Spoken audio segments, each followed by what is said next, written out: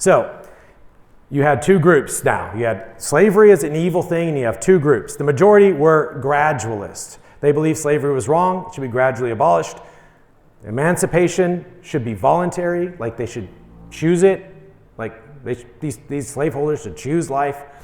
And that, the ones who, no longer have slaves should be compensated. And they focused primarily on crisis pregnancy work, like amelioration, colonization. Let's free some slaves and deport them, send them back to Liberia. They hadn't been connected to Africa for a couple of generations. The abolitionists, on the other hand, we've already said it, slavery is sin, and sin, as the Word of God says, is not to be gradually done away with. Sin is to be immediately. If your hand causes you to sin, you don't give it a high five or slap it. You cut it off, right? You deal with sin immediately, right? They said that's the way that the Lord says to deal with sin, immediate abolition. Emancipation should be compulsory. The government is supposed to be against murder. The government is supposed to be against theft. It should be compulsory and uncompensated. And their focus wasn't on amelioration. Their focus was on justice. The abolitionists not only had a different view, they literally regarded the other side as delusive, dangerous, cruel, and wicked. So, what was an abolitionist? It was someone who before the Civil War called for immediate, unconditional, total abolition of slavery. Notice that word, the Civil War. Our country chose gradualism instead of abolitionism. And then we had brothers killing each other. We had violence running amok among the non-slaves.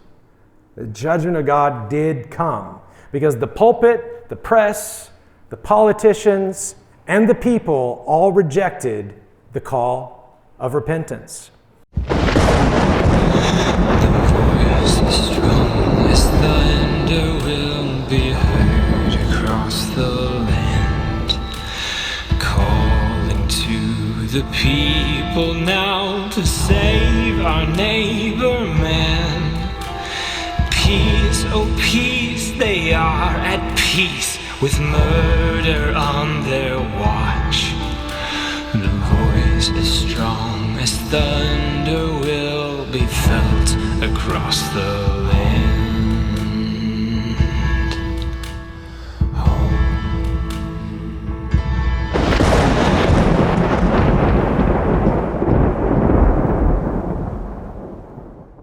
All right, so who here has YouTube? Y'all go on YouTube? All right, then, so you should recognize our next speaker. So Russell Hunter is the reignited the Abolitionist Movement against abortion in 2010 and has been a leader of it ever since. He played a key role in filling, I can hardly see this because of the glare. Oh my goodness, I'm getting old. I'm sorry, my brother. The key role in filling of the first abolition bill in 2016, which led to abolition bills being filled in states nationwide. Praise God. In 2018, he managed communications for gubernatorial candidate Dan Fisher, leading to the founding of Free the States, the first abolitionist lobbying and education group. In 2023, he launched the Abolitionists Rising to expand the movement nationally, and now we're starting to see it even coming to Canada. So the work that's also happening here, so that is amazing. Where we got here, married to Katherine since 2005. They have 4 children.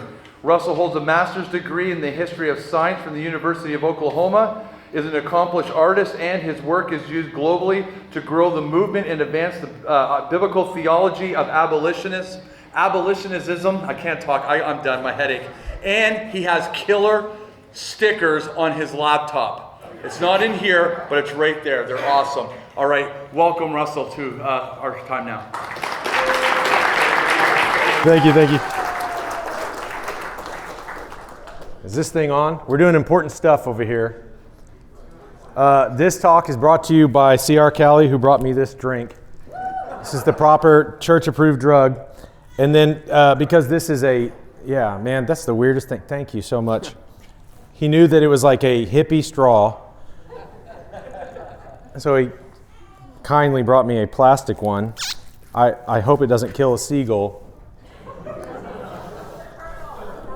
Oh, is it turtles? In America, it kills seagulls. Thank you. Can we just keep these here? Or? All right. I'm going to work very hard of not spilling that. You'll notice there's a PowerPoint slide saying no coffee in here, but civil disobedience. Doctrine of the lesser magistrate. Just trying to tie in together all the talks. All right, I don't want to scare you guys too much, but this is what a slideshow looks like whenever you don't have it playing. And to the left there, you can see the slides. So this is just a warning.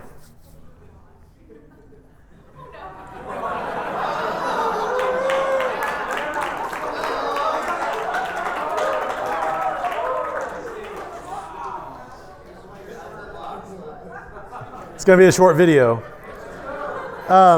We are going to try to go not that fast, but we're going to try to go fast. And the reason is because when they asked me to come give a talk, it's like, well, I always want to say something new, but I always think something new might not be as good as what was old. And anything that I've ever said that seems to be batting 100%, like, ooh, that was convincing, that was persuasive, that was helpful. Why would I do something new over something that's helpful and good? But then I'm also thinking I should probably a little bit talk about the stuff that made me an abolitionist, because if it was persuasive to me, there might be like a certain percentage of you that find it similarly edifying or persuasive. So basically there's about 4 or 5 talks that I like to give. And so I took the best parts of each of those talks and I put them all in one talk and then tried to make sense of it and then apply it to you fine people here in the great American country of Canada. I found out on Wikipedia, you guys are not Americans. Oh, I did not know that. So anyway, if you saw a flyer or an advertisement, you may have gotten a different title than this. But I was supposed to speak earlier yesterday. So this is very introductory. We've gone to like abolitionist 4.0 today, and I'm kind of going to go back to abolitionist like 101. So apologies to those who are like already on board and you've already drank this Kool-Aid, but have some more. So the title of this is supposed to be Every Age Has Its Evils, Every Age Has Its Abolitionists. And I just want to talk about kind of like the animating spirit of the abolitionist cause throughout time. That was a great bio, 2 corrections. Well, I'll just do 1 correction. I actually have 6 children. He was reading something that's probably off the internet or maybe someone that I work with sent, but I have 6 children. I have 4 born children that are here that I see all the time, and I'm trying to parent. And then I have 2 very extremely well-behaved children that grew up with the Lord, and Jane and Clementine didn't get mentioned in the intro. But I have 6 children. We just lost 2 to the fall and all that sort of stuff. So I want to make that correction and then jump into this, and this is going to be it's going to be a lot, okay? Don't take notes. It's not possible. I'm sure there will be a video at some point in time, and you can pause it if you want to read any of this, okay? So, why we rise? Why do we call this particular abolitionist movement a reignition? Like, if you asked me, and no one was around, you said, hey, how long has the abolitionist movement been going? And in your mind, you're thinking this current iteration or something. I would tell you, well, abolitionism goes all the way back to like Moses. And it kind of has popped up and gone away and popped up and gone away and popped up and gone away, because I think it's a real live deal. I don't think it's invented by anyone. I don't think it's started by anyone in particular. I think abolitionism happens when you have Christians living in a culture that practices some grave dehumanizing evil that needs to be abolished. So why we rise? I basically just answered it in somewhat of a way, but you're going to get historian Russell. You're used to me in 60 seconds. Here's 60 minutes of what you're not used to. This is not a short. So why we rise? I like to start out, you have among you an abolitionist, and you should be outraged. Character among you of the most revolting sort has come to speak to you today. So warning. This is the kind of thing that they used to circulate in the United States of America and also in Canada to a lesser degree, when abolitionists would have meetings and they would invite abolitionist speakers, you know, the good people on the right and the left, Christians and non-Christians, would see that dangerous, disorganizing, fanatic incendiary come to town and pass out pamphlets to warn you about him. I didn't see any of those here tonight, but I definitely had those at the last place I spoke. So maybe I haven't seen them. So what is an abolitionist? Those of you who are in here and you're young, you might think just immediately, oh, it's someone who's trying to abolish abortion. But most people, generally speaking, when you say I'm an abolitionist, are going to say, oh, so you're fighting slavery, and be a little bit confused. They're going to think you're one of these fine folks, right? If you ask my kids, they're going to think that, you know, I must be, you know, or people are going to be like, oh, you're talking about slavery or something like that. But if you ask my kids, they're going to be like, oh, you're talking about like these people? Yes, that would be a picture of a talk that happened today on my slide. Technology. Good job, Amir. You made this slide. But yeah, abolitionist. Like, how can it be that, you know, we're abolitionists, these earlier abolitionists were abolitionists? It's because we are the sort of movement that just rises up. Okay, why? Abolitionism today is not obviously focused on abolishing the slave trade or abolishing slavery. It's abolishing this. The video that we watched earlier today, where you saw the tongs go in there from the procedure, ripping apart human beings, that happens in our culture, and we're extremely apathetic about it. I don't need to tell you because you've all experienced and lived that. But when you look at it and you look at how apathetic our culture is, take that entire mindset and put it on the 19th century and think about lynching slaves, maiming them, working them to death, making them have their babies and continue to pick cotton in the same hour, et cetera, on and on. We dehumanize, we destroy, and if there are Christians, you're gonna get abolitionism. So, Abolitionists Rising, have y'all heard of that before? That's like an organization. Named the organization after what I want to see happen and what I believe is happening. It's not really about an organization, cannot be about an organization. Wanted Abolitionists Rising, which is relatively new, 2.5, 3 years. Gave me a faulty straw. Demons didn't get the tech, but they got the straw. Wanted Abolitionists Rising to be specifically about y'all, about us, about everything that's happening, about the abolitionists are rising again in our culture. And so we are here in Canada. Love the artwork. Haven't got to talk to you yet. If you're in here, very excellent job. Thank you for letting me steal it without your permission. People do that to my stuff all the time, so deal with it. No, beautiful work. It's sad that it's so grotesque and so wicked, but it's right to point out that Canada is riddled with the mass murder of preborn human beings created in the image of God.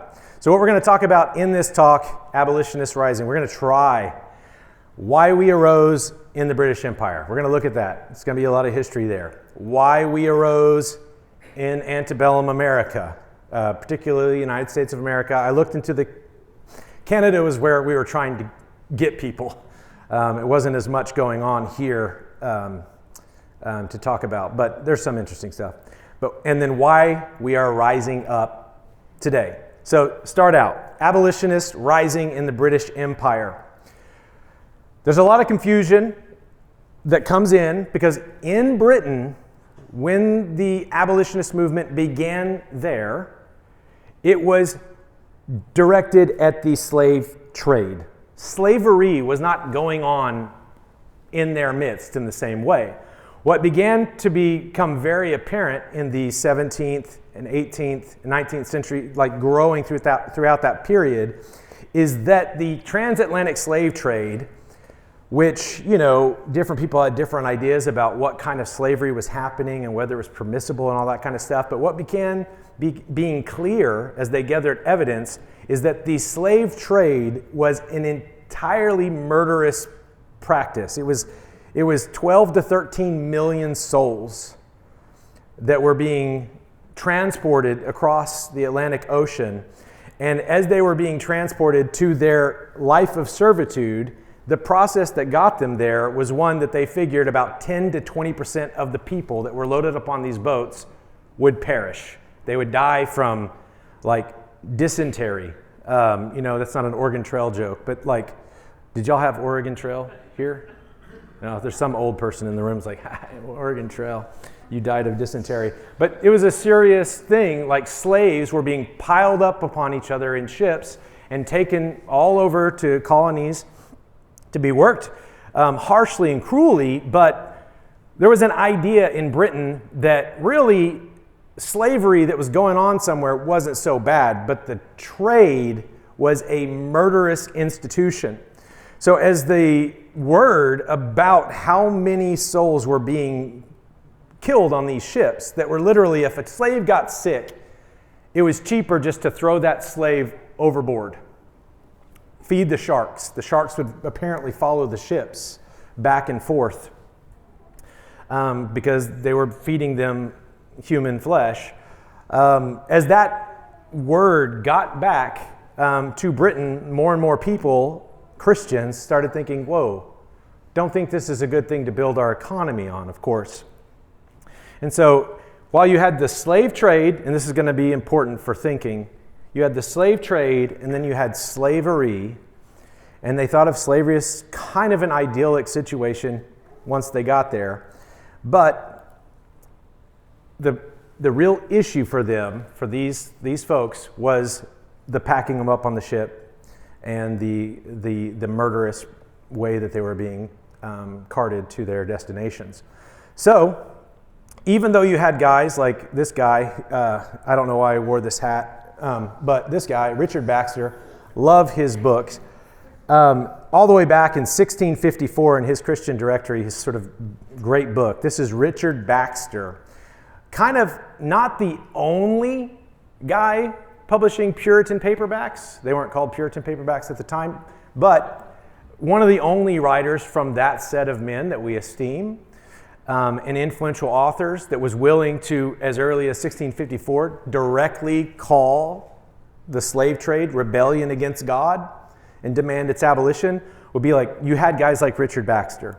You also had guys like John Wesley a little later, who would also write tracts and fight slavery and slave trade.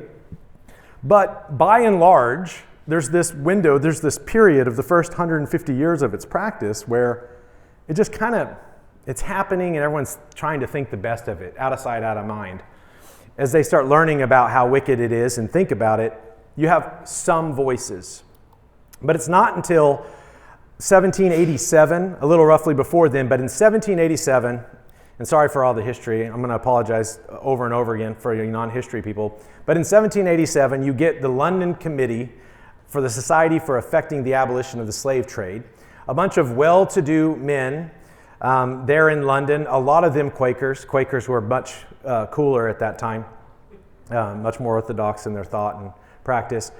Led by great men like Granville Sharp, kind of the grandfather, the great-granddad of the abolition movement, got together and they looked at all this information that they were getting from the slave trade, all this dehumanization and destruction, and they said, we need to form an abolition society and do something about this. And they did have a debate. Do we need to abolish the slave trade? Do we need to abolish slavery? What do we need to do? And they assembled some of the top minds, and they said, "Well, we need to follow Granville, what you did earlier, 1772, when you successfully argued that slavery, owning people as slaves, was contrary to English common law and should be nowhere legal in Britain." And so, in the Somerset case, this is the Cliff Note version. In the Somerset case, Sharp and his lawyers and stuff had successfully argued that if a slave stepped foot on English soil, they could not be held in bondage. And it was contrary to the principles of Christianity, British common law, and it was like contrary to the principles and humanity of British culture. So they said, well, if that's true, why are we practicing it everywhere else? Sharp and others had argued successfully in their pamphlets that it was not contrary just to British law, but it was contrary to the higher law of God. And as it was contrary to the higher law of God, and it was a moral command and imperative that they do something about it, that's why they established this society. But the thing that gets talked about less is that, sorry, we're going to go faster than some of these quotes, less than the fact that it was generally bad and generally something they didn't want British culture to do. When you really dig into their papers and their letters and their sermons and their prayers that they sometimes wrote down, what these men were extremely worried about was that if they continued to practice the slave trade, God would judge their nation. And so they were interpreting the American Revolution as judgment from God because they had the slave trade going, the wars with France, so on and so forth. They were looking at judgments happening in their culture and saying, God is angry with us. We need to do something to please and glorify God. Perhaps we can forestall his judgment. So, overarching concern was that they were guilty of a national sin that would incur the wrath of God. You're not going to get that so much in the PBS documentaries, but that is the primary thing that's on their mind. That and loving their neighbors as themselves, in whose image they are made, in the image of God. So Granville Sharp gathers up a whole bunch of people that agree. Guys, we need to forestall. We need to stop the judgment of God. Like any sane people, they make a club. So they say, we're gonna gather together and we're going to recruit members of parliament. Who do they recruit? I mean, everyone knows the answer, right? The society, he's not one of the founding members, but the most famous abolitionist to ever walk the planet. Eventually they would recruit, right? William Wilberforce, right? William Wilberforce, hero. Now William Wilberforce, though, he doesn't start this thing. God converts him over here while these guys are meeting over here. They find out about it and they say, we may have a member of parliament who's just given his life to Christ and is thinking about leaving politics to become a minister.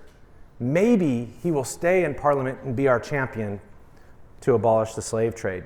They decided that they were going to abolish the slave trade because they were concerned about the murder. So they recruited guys like Wilberforce. We'll talk more about him in a second. They also brought in guys like, this is Josiah Wedgwood. Does anyone own any Wedgwood pottery? You can still buy Wedgwood pottery to this day. I guess he's not very big in Canada. He's big on eBay and Etsy. Very expensive. But Josiah Wedgwood, an artist, which I'll attach it to what Laura was talking about earlier. They recruited an artist, and they had an artist on the committee. They had lawyers on the committee. They had, musically talented people, pastors, teachers. They had, mathematicians. They had assembled this group of people, and they said, we are going to affect the abolition of the slave trade. How do we do it? Well, we need to focus on culture, and we need to focus on law and policy. So they recruited Wilberforce to carry their bills, and they got to work in the culture. So all over eBay, but probably all over people's attics in Britain and in America, you find and see this symbol. I'm sure you guys have seen it. If you're in this room, you've probably seen this before. But this is the Am I Not a Man and a Brother symbol. Wedgwood drew it up, had it minted into coins. They put this symbol, Am I Not a Man and a Brother, on coins. They put it on plates. They put it on jewelry. They put it on snuff boxes. They put it on this thing. To wax seal thing. Yeah, good points for somebody. What is that? It's a top. I don't know what it is. I thought it was a cufflink whenever I downloaded it, but it's a wax thing. They put it on little placards that they would put in their gardens. So whenever people would walk by the house, they'd be like, that's an abolitionist house, right? What they did is they created a symbol and they said, we're going to distribute this so that people who are for the abolition of the slave trade can make themselves known and seen. We will petition the people, send the petitions to Parliament, and then we will expect the people to make themselves seen and heard on behalf of the suffering slave. Why? Because the slave is a man and a brother, a co-image bearer with of Christ. So jewelry boxes, whatever that was. What is that? I don't know. Something sewn. And then, of course, on tons of printed material, popularizing the idea that something must be done about this evil. We must answer the call. It was a Christian culture to some degree, at least in name. And so they were appealing to people's religious sentiments and moral superiority as, great British enlightened folks. So they set off to do this. In the meantime, Wilberforce had decided to stay in politics, began collecting information and drafting his bills, which he would put forward to abolish the slave trade. We're not going to look at it entirely, but because Wilberforce looms so largely over this whole narrative, and because he is incorrectly, falsely used by pro-lifers to argue in behalf of what they're doing, we're going to look a little bit about what we can learn from Wilberforce. I've got a full lecture on this, but this is going to be the Cliff Notes version where you can get the point. So Wilberforce, he decides to stay in Parliament. He says, yes, I will endeavor to abolish the slave trade.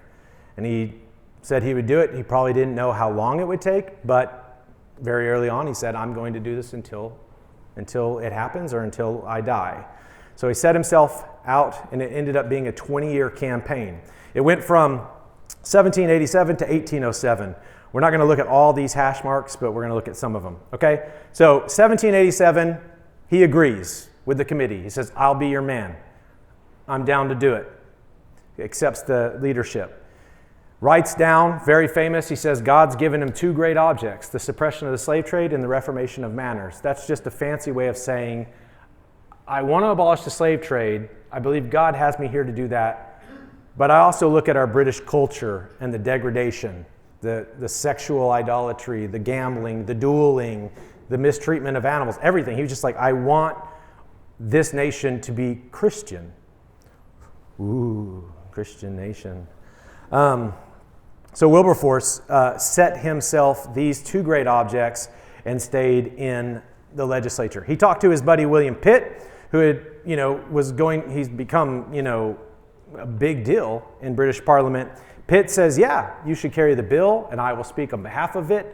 This is all looking really good. But of course, the members of Parliament who represent the slave traders get wind of this, and what's the first thing that they do? This has been missed out by lots of historians, but it's come to light, and there's academic papers on it. When they got word that Wilberforce was going to carry a bill to abolish the slave trade, they went to work putting forward something else. So 1788, he informs Pitt that he's going to abolish the slave trade. He's going to put forward the bill at least. Wilberforce has bad health, ends up being very sick, cannot file it. And so in 1789, a member of Parliament, William Dolben, he stands up in the absence of Wilberforce, who's not filing this bill in this session. And he says, how about a bill to regulate the number of slaves per ship instead? Y'all are concerned that the slaves are dying on the high seas. We will regulate, and hopefully you're following, because I'm not talking about abortion, but you should be thinking about it, obviously. How about we regulate how the slaves are treated on the ships? Right? Stands up, says that. The general, these are quotes.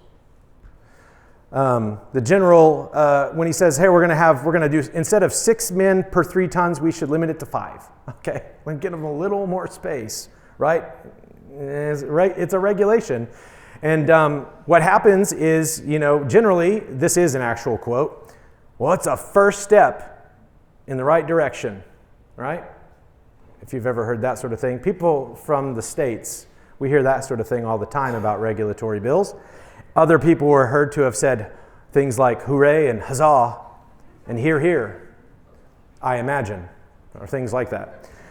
The bill passed, right? The regulation bill passes, and it is celebrated in all the papers and in all the churches, and just the propaganda goes out, and it is called a triumph for humanity. We are winning. We're doing something about this. How useful are we? I mean, Wilberforce can't even get out of bed. He's like on his opiates, and well, we did this without him, right? So that's 1788 or 1789, right? All right, so regulation bill passes. The regulation of the slave trade. How does the early abolitionist movement respond to this bill that's designed to save lives, do some good, and take a step in the right direction? Well, if you listen to pro-lifers, they'll tell you that Wilberforce loved the bill and he celebrated it. And don't listen to that T. Russell Hunter guy. All sorts of stuff about the Wilberforce myth. I'm not going to get into it all, but here's what they did. The abolitionist movement, immediately upon the passage of the regulatory scheme, published pamphlets, straight up hardcore pamphlets, and they went out in the streets and they passed these out. They printed them, they sold them, comparing regulation and abolition, and making long-winded arguments proving that a bill regulating the slave trade could never remove it. In fact, it would only actually be evil. Regulating the slave trade would be evil. Why? Because it is a substitute for doing what you should do. A bill of abolition is only effectual. So before Wilberforce has even put forward a bill, the abolitionist movement is decrying regulatory schemes. Again, you're not going to hear that on a PBS documentary necessarily, but you're not going to hear that if you listen to pro-life propagandists. They also, is this a famous image? Do we know this image? Yeah.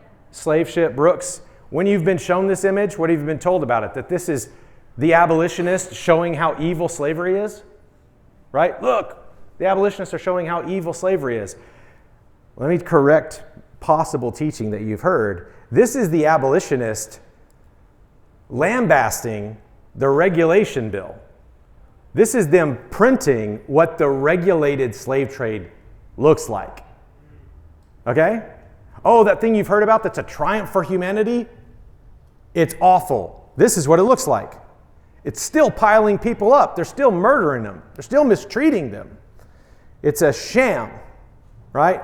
So their art, their pamphlets, their petitions all rose up against the substitute measures, the compromises. It's what they did.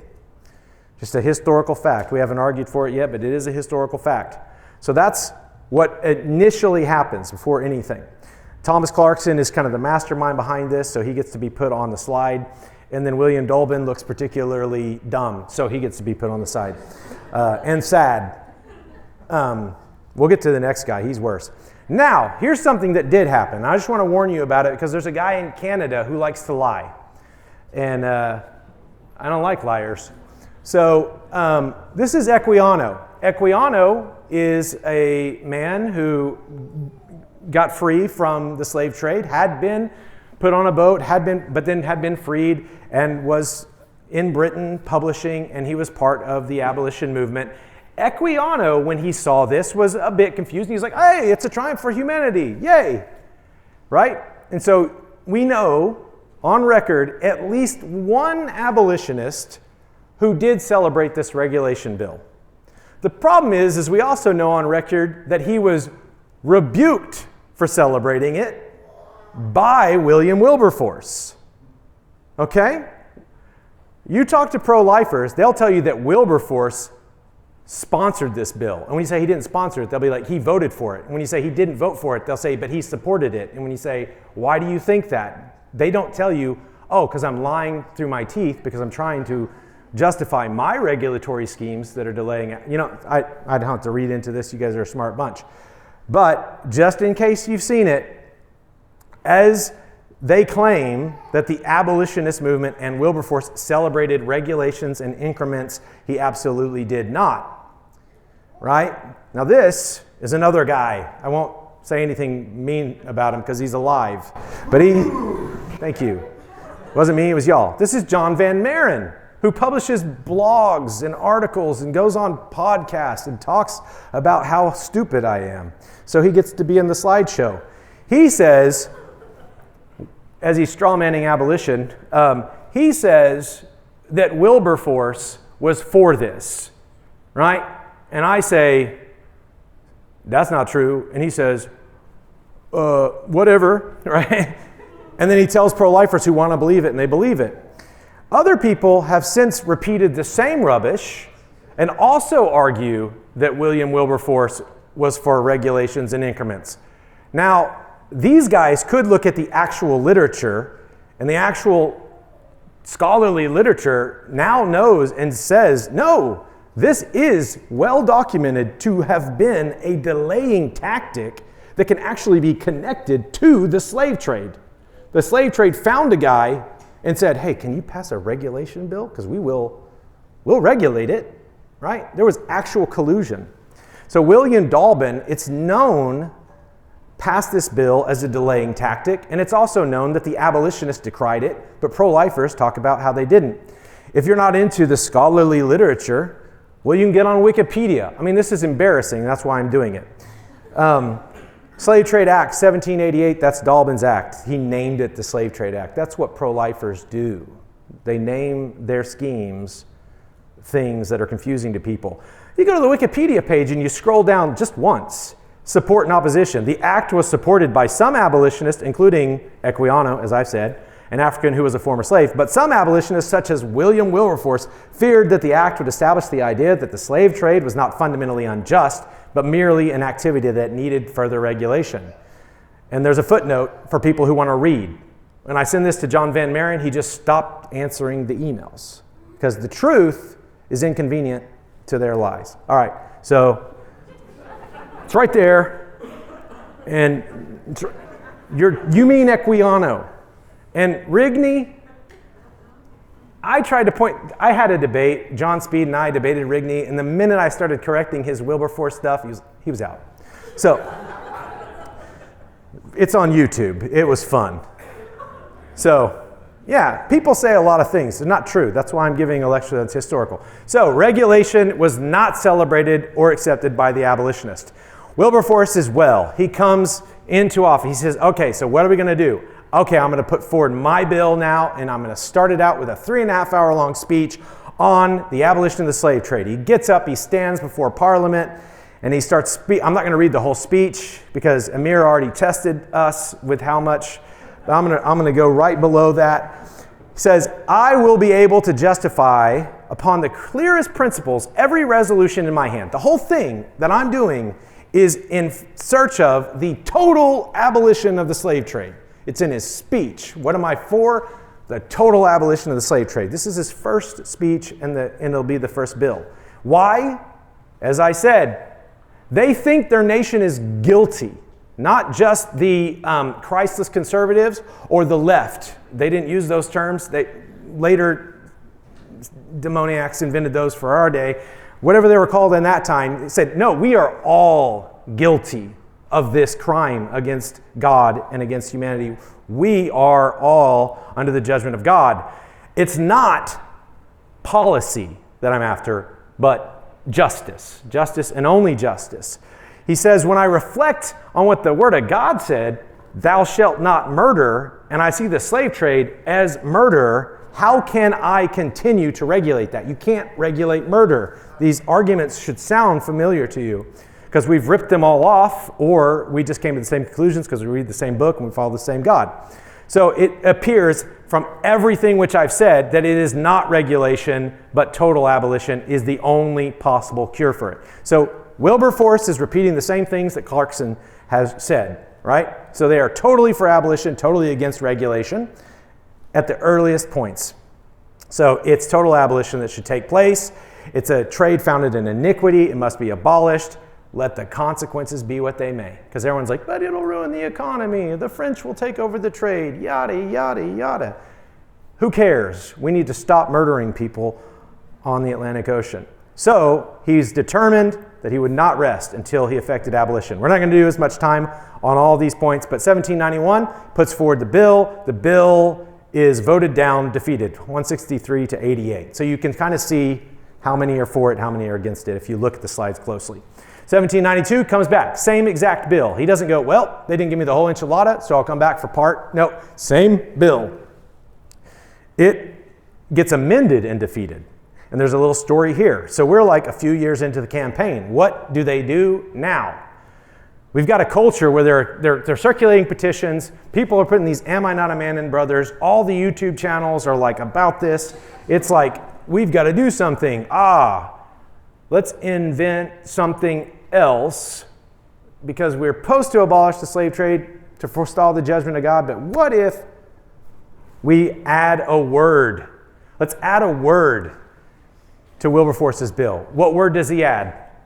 This is Henry Dundas. Dundas. We all just rode on street Dundas, literally named after this criminal. So this is Henry Dundas, Lord Viscount Melville, whatever aristocratic nonsense, but he's a big guy. He was the only statue that the BLM people wanted to tear down that I was like, yeah. So Henry Dundas, he stands up and he says, I agree with Wilberforce and I share the goal of abolishing abortion. But then he was like, but let me smash my mouth one bit. I'll add gradually to it. It must be abolished gradually, he said. Right? So he puts that forward. There's a debate. You know, people are like, oh, okay, but what is this? When, you know, he says it should be abolished gradually, and he kind of sets a date a few years out, and he says that's what we'll do. People kind of vote on it, they stall on it, doesn't really go anywhere. But you know what they didn't do? They didn't pass Wilberforce's bill to abolish the slave trade. This didn't pass because it got amended, it got killed, and Wilberforce is just like, we'll try again. So that bill gets killed by the most pernicious, wicked, satanic, delusive, destructive ideology ever invented, having the appearance of godliness but denying the power thereof. Smash mouth incrementalism. So, yeah, they used gradualism, but it got the bad name, so later people changed it. We might get into that. So, 1793, Wilberforce, the incrementalist, what does he do? He puts forward a bill of abolition. It gets defeated again. There's no abolition bill in 1794. Wilberforce, again, is kind of getting despondent. He's not totally giving up or anything, but it's rough. And the culture's in turmoil because you've got war and civil war brewing and all sorts of stuff going on, and it kind of, I won't go into the details. But in 1795, Pitt, remembers, hey, Dundas said that we are going to do this gradually. Can we try to do that? So brings it back up, moves for abolition. It's defeated. So the whole smash mouth promise turned out to be just a sham. Historians have also now shown that Dundas, all his talk for being a smash mouth incrementalist, actually wasn't. Read into it what you will. 1797, moves for abolition. You'll notice that the margins that it's being defeated are less. Why? Because the abolitionists outside of Parliament are working. They're out in the streets. They're doing stuff. We'll talk about it a little bit, but they're working, they're petitioning, they're putting their material out there, their pamphlets, their signs, all that kind of stuff. But Parliament has still got too many MPs that are beholden to the trade. 1797, Wilberforce writes a book. We'll talk about it here in a second. Just put an asterisk by that. Just remember it. 1798, Bill of Abolition, defeated. 1799, Bill for Abolition, defeated, right? 1800 to 1803, no Parliament, war with France, okay? Judgment. Lots of people dying. Every war that ever happens is the judgment of God, according to, the Bible. But, and if you believe in sovereignty and stuff like that. 1804, he once again has the opportunity to do something. People are like scheming and they're like, well, let's move for some kind of stuff. It's not Wilberforce. They carry a bill, they're doing some stuff. Thing that happens we could talk a lot about it, but it just depends on how much you like the Irish. Is Canada like Irish? I don't know. I've been here for a day and half of it I spent in the bathroom. So anyway, all these Irish MPs come in, and these Irish MPs are actually not slave traders, okay? I'll leave you to the reasons why, but they are not big on the slave trade. So around this period, they realize we've got the votes, we've got the culture. It's been darn near 20 years. Wilberforce begins writing a book. 1806, starts writing a book. It's a very long book. I got it here if you want to take a look at it. It's a letter on the abolition of the slave trade. Put an asterisk by it, we'll talk about it. But 1807, finally, they put forward, it's not even Wilberforce at this point, because they're like, you know what? Wilberforce is like, why don't you carry it to William Grenville? Also part of the committee, part of the Friends, good guy. Carries the Abolition of the Slave Trade Act. Identical language, calling for the total abolition of the slave trade. Don't believe that movie. It had nothing to do with flags, okay? They put a bill forward to abolish the slave trade as a grave injustice and inhumanity against man, to forestall the judgment of God. Read the language. Abolition of the Slave Trade Act passes the Lords. There's some debate, like a day or two long, and then it passes the House. It gets signed in royal assent a few days later. Wilberforce gets a standing ovation. Well done, good and faithful servant. He says, famously, what do we abolish next, right? Why? Because abolitionism is not just about one evil, it's about any evil. So Wilberforce is praised. Now, what was going on in his culture? So you guys don't look at this story and think, oh, that's all sounds so nice. I couldn't show you all the cartoons, but I wanted to show you a few. I don't know if you can see this. I wish I could. Here in about 5 years, I'll be able to just like pinch that and open it. But this is all these like crazy people dancing and drinking and destroying British culture. And you got Wilberforce. He's always like crooked and weird looking. They always draw him like that. You got people dancing on the table and cavorting and all this interracial marriage and all this scary stuff. And they're lampooning him. Like, this is what the abolition of the slave trade will do. At the same time, there's a bunch of myths and ideas that the reason that Wilberforce wants to abolish the slave trade is because he's got African mistresses. Not true, but they're just lying and slandering and doing everything they could to destroy this man. These are, the kind of things that they had to deal with. I'll read some more. At the same time, you did have people drawing cartoons to show the inhumanity of the slave trade and pointing that out. So you did have both sides, artists on both sides, doing this. But it was a raging debate in their culture, and it was entirely similar to the one we're having right now. So you look at this whole timeline. I put some asterisks on there. Oh, wait, I wanted to do this because I saw this the other day, and I thought this is great because it's about you guys. All right, maybe you can see this. That guy, the crazy-looking guy with like the Puritan hat, that's preaching. He's a street preacher, and he's holding a sign of a bloody, whipped slave. It's a street preacher holding a graphic image out there. And then you got other people selling pamphlets and doing all this stuff and not buying sugar produced. And then the slaves are all happy over there. They're basically accusing the abolitionists of being a bunch of liars and stuff. This is what's going on throughout this period. And I wanted to read to you this, just maybe this is encouraging. I don't know, maybe discouraging. So this is from Bury the Chains, also a book, incidentally, that Van Maren told me he read, but there's a whole section in here about Equiano and getting rebuked by Wilberforce, so I don't know what's going on there. But here we go.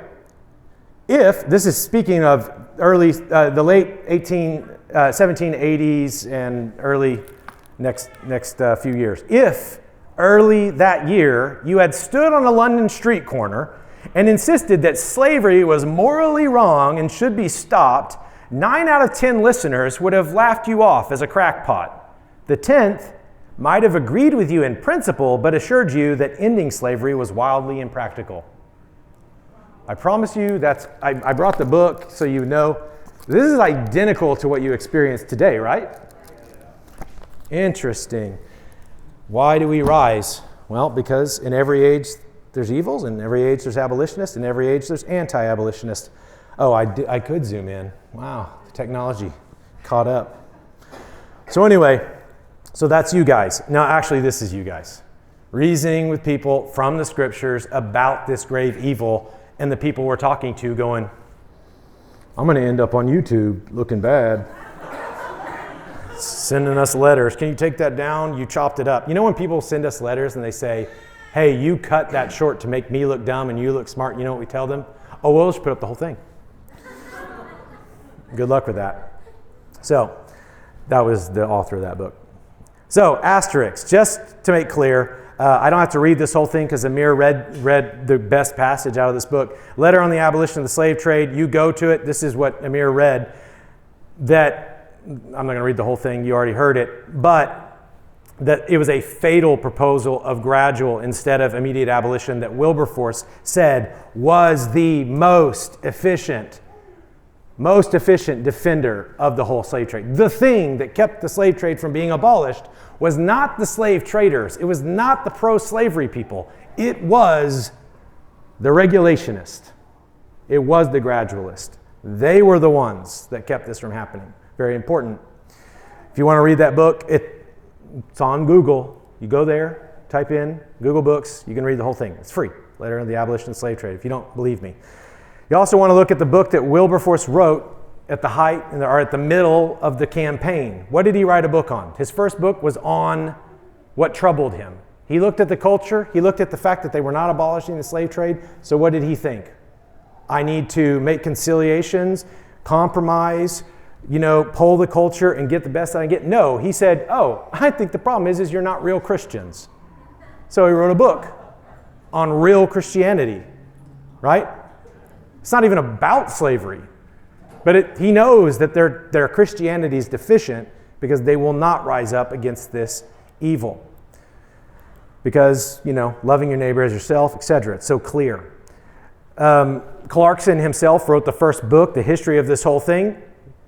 He literally has a section, why did we rise up and do this? What was his answer? His answer, well, because we're Christians, and that's what Christians do. It's always Christianity. Page after page after page. He explains that it seems to be that anytime you have grave, dehumanizing evils that need to be abolished, Christianity will do something about it. Great book, by the way. It's kind of Quaker, but you can deal with it. You can get past it. So, they defined, very simply, abolition was the removal of evils by Christianity. So that is British abolitionists doing their thing. As I said, they were lampooned in the culture. The members of Parliament from the beginning to the very end said, these people are fanatics. This is a dream. They'll never accomplish it. You're not even allowed to do that. Our prime minister said you couldn't, right? That's the way they dealt with these people. And they didn't stop. They pressed on because they didn't care if they were being called fanatics, as Wilberforce famously said, if to be feelingly alive to the sufferings of my fellow creatures is to be a fanatic, I am one of the most incurable fanatics ever permitted to be at large. So all these fanatics did what they did. Why? Again, I'll repeat it before we move on. It's because they could not forget that the bounty of providence or the day of retribution, the day of judgment was coming. And we cannot cease to do this thing because we are under a load of guilt. Extremely concerned. John Coffey, excellent historian of the period, he's the one who unabashedly points out that we'd all like to think, they just hated racism. And they were just a bunch of hippies. And they just were trying to do good things so they could look good. They were being benevolent white people, which is, kind of a problem. It's annoying when, leftists, benevolent white people. Sorry, calm down. Promise I just was sick. He said, why did they do this? They were seeking national repentance because they wanted the favor of God.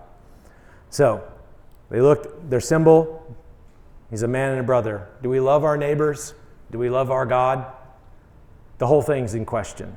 Our whole British empire is in question if we cannot do this. All right, so that is, I don't know how I'm doing on time, but the next part's shorter.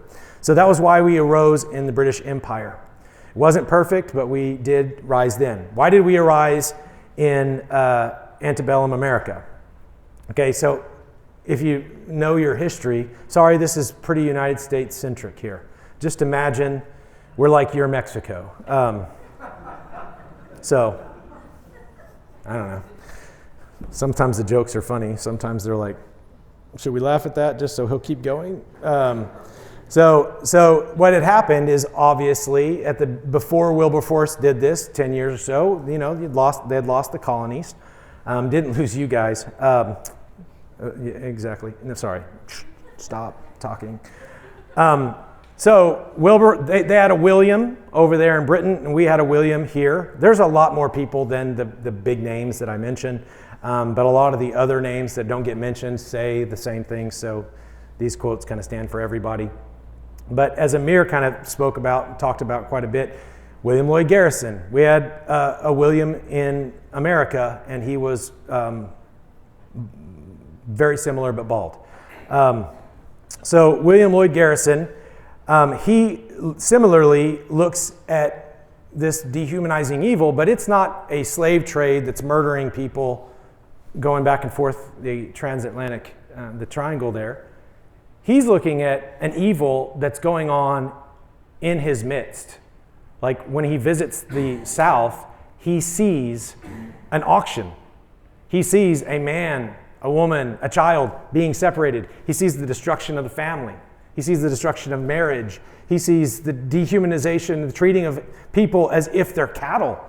In fact, they would sell people and cattle in the same auctions often. He sees this, and he's a Christian. So what does he do as a Christian who sees the image of God and he sees his neighbor? He says, well, we have to abolish this. So he invents street preaching. Well, kind of. They did, for those street preachers that don't like abolitionists, well, you are doing all the things that they first did. So they begin going out on the streets and preaching and teaching and passing out pamphlets. The stuff that we do, they invented. They go out on the streets. This is, standing up, and he stands there and he says, "We refuse to go with the multitude to do evil." So poetic, so beautiful. Stands up and he says, "The nation is full of the blood of innocent men, women, and babies, full of concupiscence, full of blasphemy, darkness, and woeful rebellion against God, full of wounds and bruises and putrefying sores." Standing in front of a public that's doing this, right? When he stands up and says this, I mean, you look at that language and you're like, wow, they were smarter and more poetic than we were. Some historians have looked at this and thought Garrison was just a great wordsmith, and they failed to understand that he was actually quoting Isaiah straight up. This is Isaiah 1, 4 through 6. This is Isaiah rebuking rebellious Judah and Israel at the beginning of his book. So they stood up as dissidents in their culture, as prophets, calling their nation to repent of being filled with blood. Their hands were full of blood. They were worried about the judgment of God. So they were following in the footsteps of the prophets. Now, as they did this, and they knew what they were doing, they said that's what they were doing. Historians try to hide that, but they were very much think of how you are and impose it on them. And as they said, "We refuse to go with the multitude to do evil," that itself, which is Garrison's definition of what an abolitionist is just Exodus 23:2. You shall not follow the masses in doing evil. Right? You shall not pervert justice. So they were just being Christians. Now what happened is they were in a culture where you could literally kill your slaves and face not the same repercussions as if you killed a non-slave. And they looked at the law of God, where they looked at it and they said, well, the first abolitionist, Moses, seems to have some slavery regulations and stuff, and all the people in the South are saying that slavery is not in and of itself evil. And they kind of have somewhat of a point. But what do we do with this? Well, they looked at the first abolitionists, they looked at the law of God, and they looked and they noticed that when Moses was dealing with Pharaoh and he was leaving slavery, he didn't compromise with Pharaoh. It's a whole other lecture, but by the end of it, when Pharaoh's offering him deals, well, what if I let you go, but not the women? What if I let you and the women go, but not the children? You won't let my people go? Shut up. What if I let you go and the women and the children, but not the animals? And Moses is like, how many plagues do you want, moron? That's not in your version, but it's probably something similar to that. But they look at Moses and they had a good idea of the spirit of abolitionism from him, talked about it. Let all my people go. And they looked at what he wrote in the divinely inspired word of God. They said, you know what? It's actually decreed that anyone who, I'm going to put them all up there so you can read them because I'm not going to quote all of them. Because the main one they looked at is that according to the law of God, man-stealing, stealing people in order to sell them, is a capital crime. Capital crime in the law of God. Multiple places. You cannot steal people and sell people. That's not the kind of slavery. And when they looked at American slavery, what did they find? That the whole thing was predicated on man-stealing. And said, okay, so if anyone who kidnaps a person and sells them or sells people, anyone who does that, they're to be put to death. Well, we're Christians and we're following the law of God, and our Constitution says that you have to return runaway slaves, but Moses says you don't return them, and Moses says that if they steal slaves, you're to be put to death. So who do we follow? God or man? The abolitionists stood up in their culture, and this is like in the 1830s, they began to say this, stood up and said, man-stealing is a capital crime. That's what's going on. The whole thing is based on man-stealing. Africans were stealing each other and selling them. And then once they got here, people would steal people and sell them and all that sort of stuff. They said this whole thing is a stench to God, and he's going to judge us. And as early as 1827, they were warning that there would be war if we didn't abolish it, and they were very concerned about it. So they got together. By 1833, they organized in a room probably like this, small number of people, said every American citizen, they wrote sentiments, who retains a human being in involuntary bondage is a man-stealer. And because slavery is a crime, the slaves ought to instantly be set free and brought under the protection of law. There should be equal protection and equal justice under the law. 1833. As they stand up, and I do want to draw attention to this guy. You did have, from the founding of the American, I don't know if y'all all recognize who that is when I just put him up in Canada. I kind of hope you don't, but that's Benjamin Franklin. He established at the founding of the nation a society for the gradual abolition of slavery and the slave trade. And there were people that were fighting slavery, but they were not calling it a capital crime. I just want to point that out. They didn't start doing that till like the 1830s.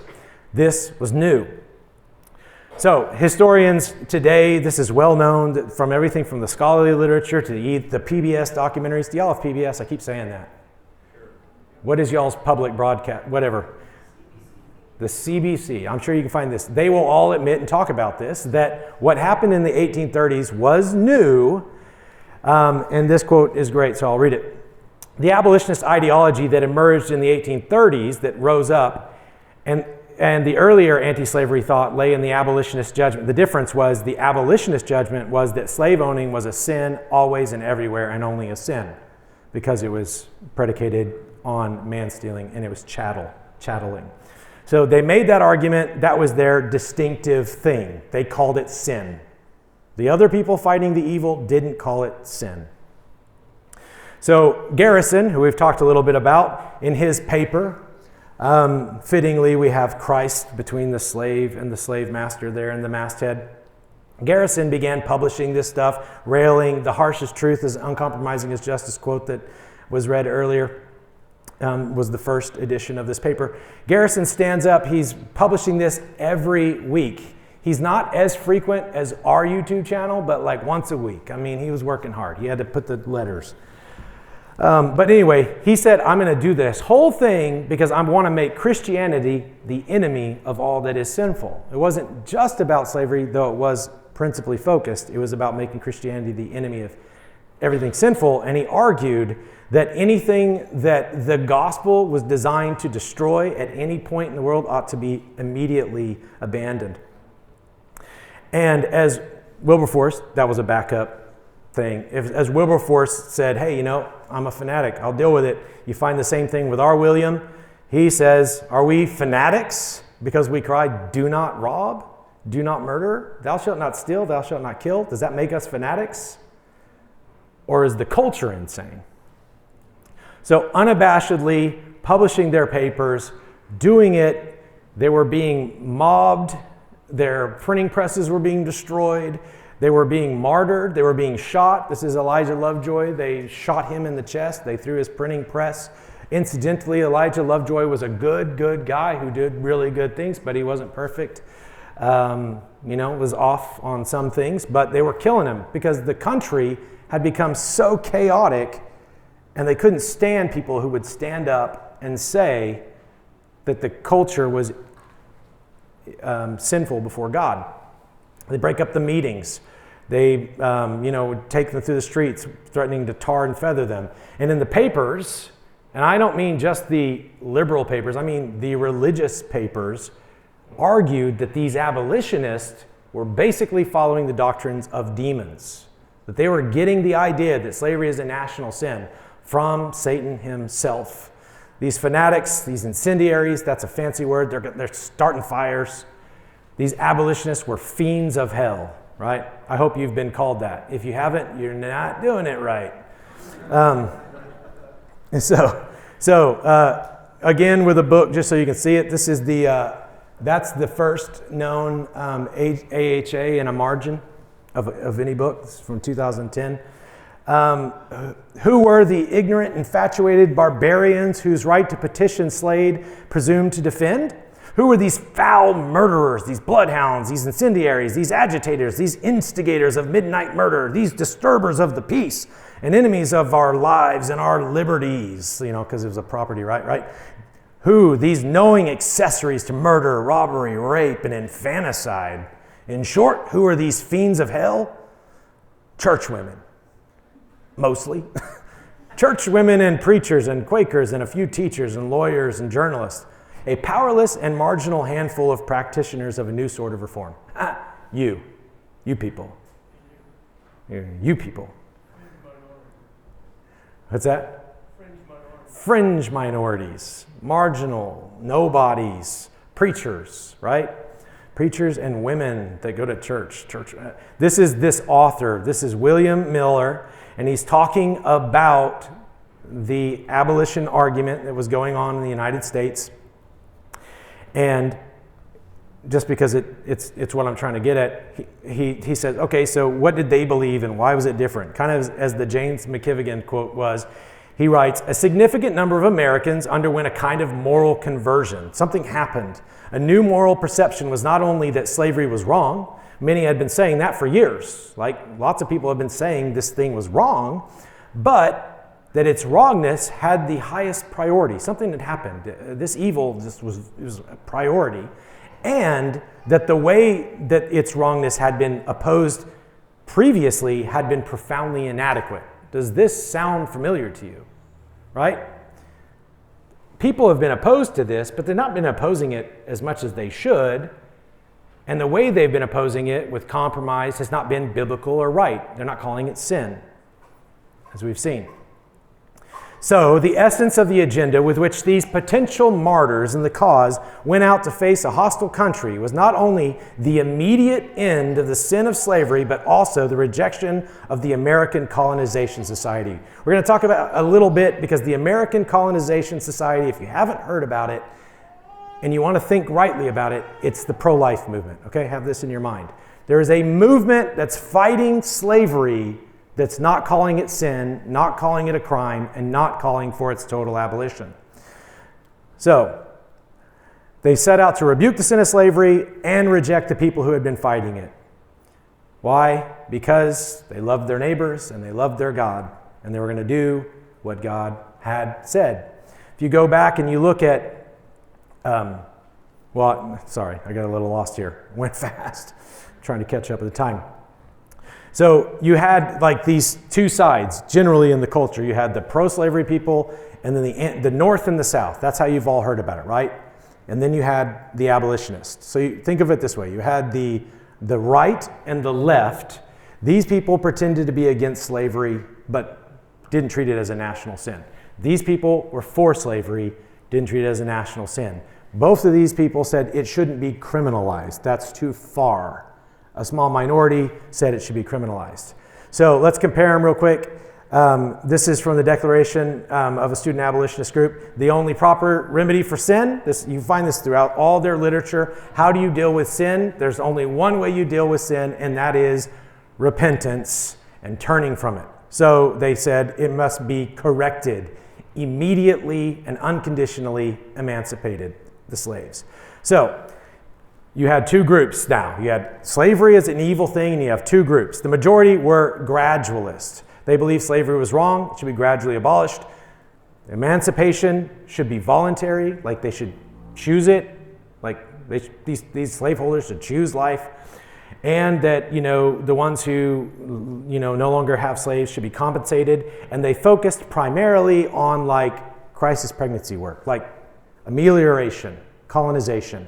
Let's free some slaves and deport them, send them back to Liberia. They hadn't been connected to Africa for a couple of generations. The abolitionists, on the other hand, we've already said it, slavery is sin, and sin, as the Word of God says, is not to be gradually done away with. Sin is to be immediately. If your hand causes you to sin, you don't give it a high five or slap it. You cut it off, right?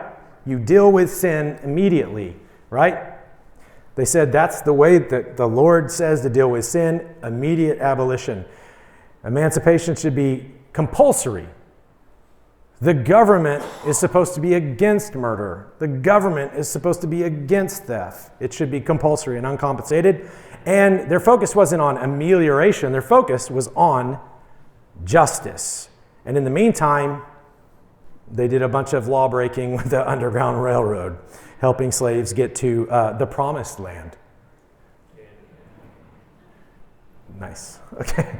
You guys know that part of the history. Good. So getting to Canaan, which was code word for Canada. The abolitionists not only had a different view, they literally regarded the other side as delusive, dangerous, cruel, and wicked. So, what was an abolitionist? It was someone who before the Civil War called for immediate, unconditional, total abolition of slavery. This is James McPherson, Pulitzer Prize winning book. The quote is in his book, and it's on Wikipedia, so it's got it all. This is not the view of me, some YouTube abolitionist guy. This is the view of the literature. All right, so why are we rising up today? Very quick. This is sad that this doesn't shock us. It should shock you. I used to have dreams about these little neighbors, right? And whoever took this photo, I don't know how these people took these photos, but they did, and we used them. But they put it next to that dime. This is what we've done with our liberty.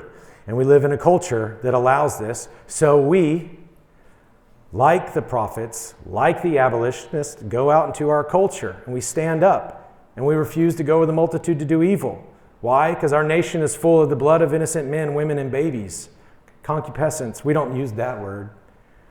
Whoredom, there's a lot of sexual immorality, adultery, blasphemy, woeful rebellion against God. It's nothing but wounds, bruises, and putrefying sores. From the sole of the foot to the head, there's no soundness in it, as the prophet continued in Isaiah 4:7.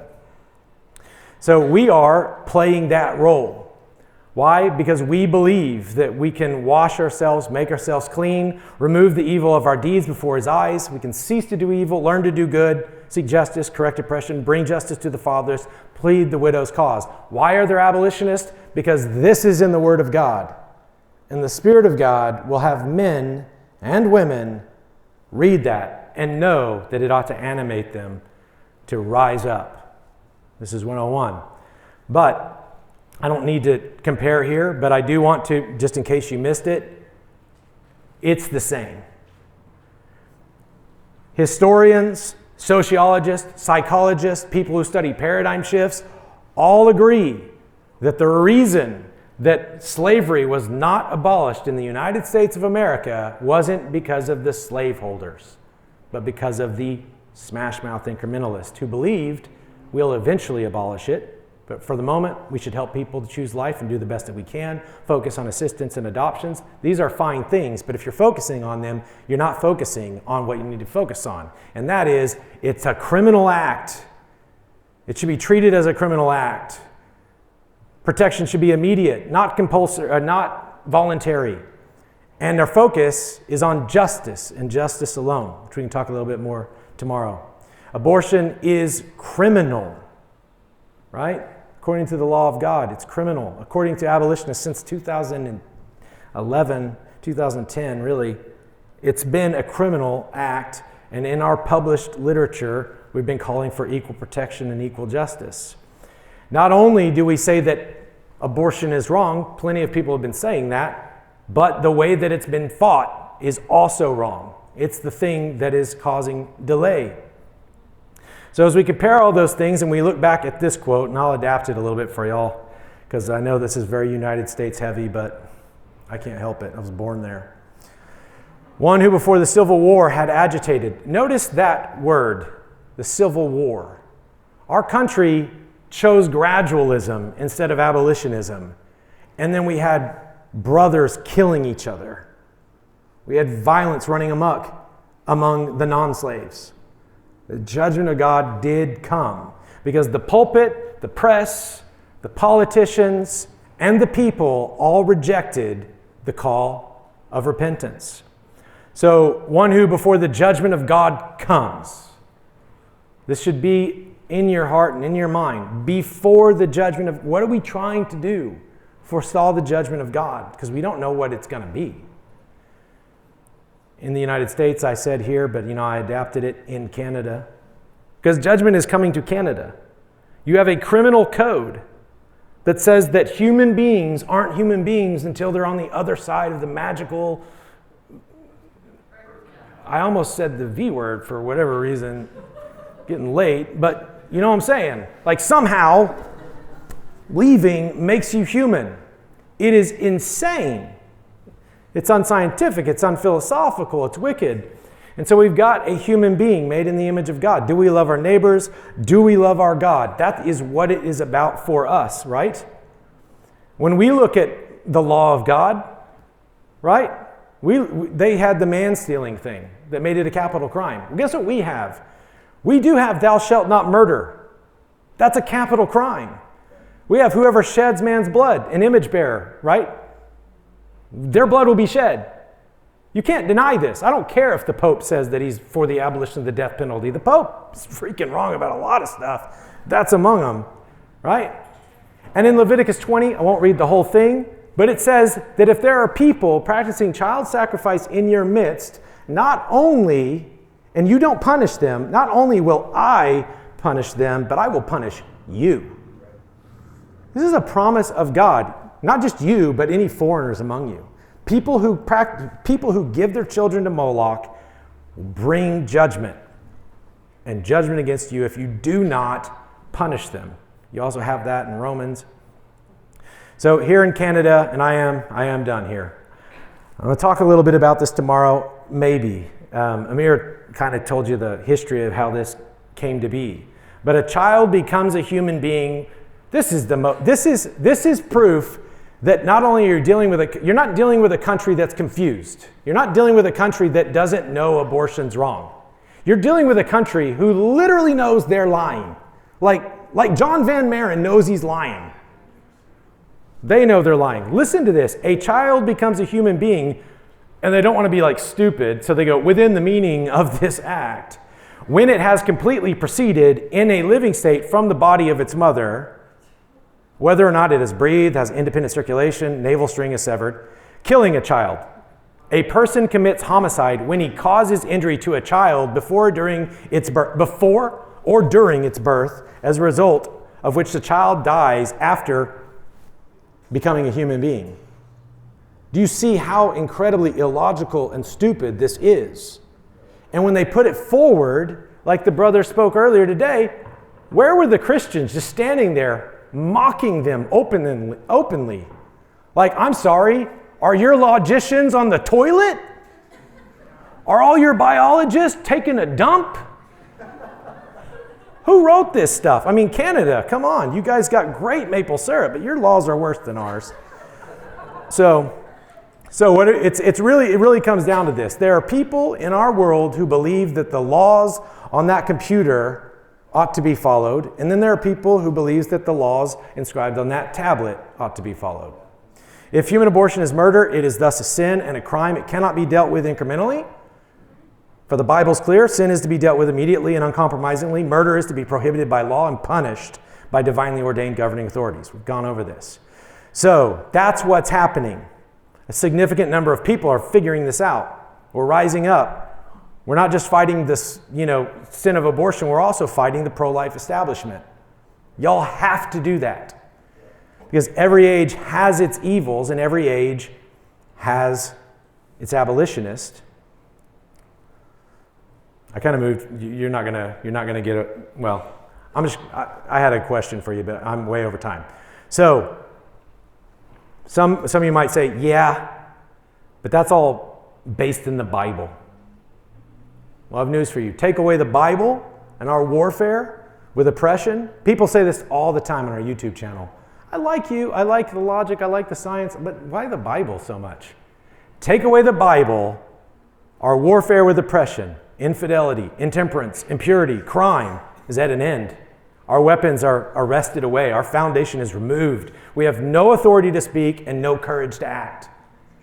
This is why we have what we have. Because all of these people that are fighting abortion have done it without the Bible. That's why they have no courage to act and no authority to speak. Like Wilberforce, we need to write books on the fact that we don't have real Christianity. If we did, we'd have the abolition of human abortion. I'll stop there. The end. Finished.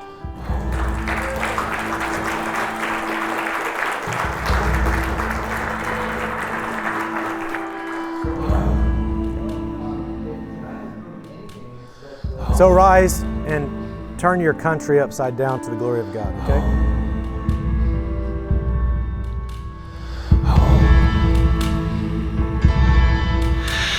Peace, oh peace, they are at peace with murder on their watch. The voice as strong as thunder will be felt across the land.